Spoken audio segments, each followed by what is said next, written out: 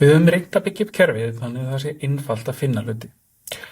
Efst upp í hlutverkinu Sendara skjöl sjáum við að það eru flýtileiðir yfir í skjöl, þar sem við sjáum rafræn skjöl á innleið, rafræn skjöl. Í sölur sjáum við helstu sölutýpur sem hægt að fara yfir í, eins og viðskiptamenn, vörur, sölureikninga og svo framvegis.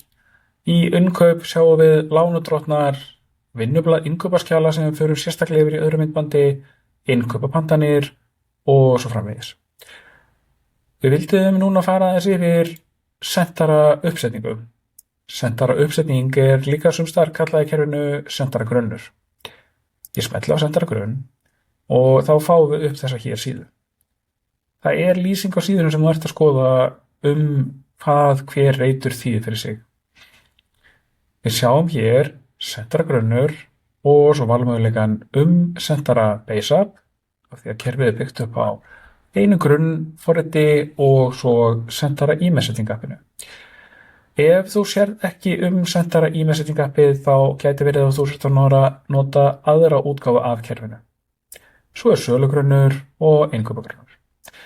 Í grunnuppsetningunni sjáum við valmöguleikana auðkenni fyrir móttöku, en fyrir þá aðila sem eru með einn aðgang hjá Sendara en eru með mörg fyrirtæki í grunninum er að setja inn kennitölu til móttöku.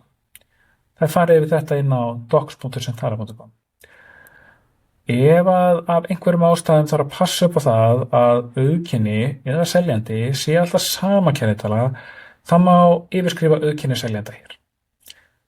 Skilríki er notað til að auðkenna sig á móti vefþjónustunni hjá Sendara og má sjá hér að hér vantar skilríki.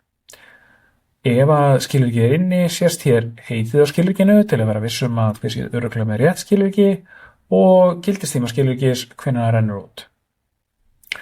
Valmöguleikinn sækja skjöl sjálfkrafa er það sem við hökum við til þess að fá kerfið til þess að virkja verkröð sem sækir í öll skjöl sjálfkrafa frá skeytamönnum. Senda skjöl sjálfkrafa leyfir okkur svo að senda skjölin sjálfkrafa með verkröð. Stærð PDF-skoðara er yfirleitt sett sem 0, en ef það sé af einhverjum ástæðum vilji fyrir því að hafa ákveðna stærð sem er valin fyrir notanda, þá getum við setta hér inn í þessa hér tölu. Þetta er í prósentum.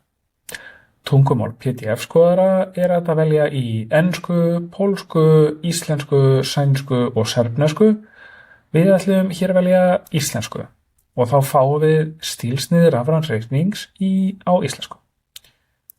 Virkja ytri viðhengi förum við yfir í sérmyndbandi, en í þeim tilfellum sem það er vilji fyrir því að vista öll viðhengi í kerfinu, bæði Business Central og e-messaging, í skeytamiðlara, þá má haka við virkja ytri viðhengi.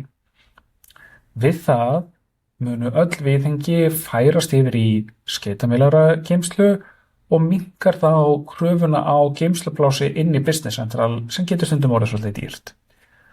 Í skeytamiðlara eru gögnin annaðhvort geymd eftir samningi beint inni hjá Sendara eða í svokölluðu Azure Storage Cloud eða S3 hjá viðskiptavinni.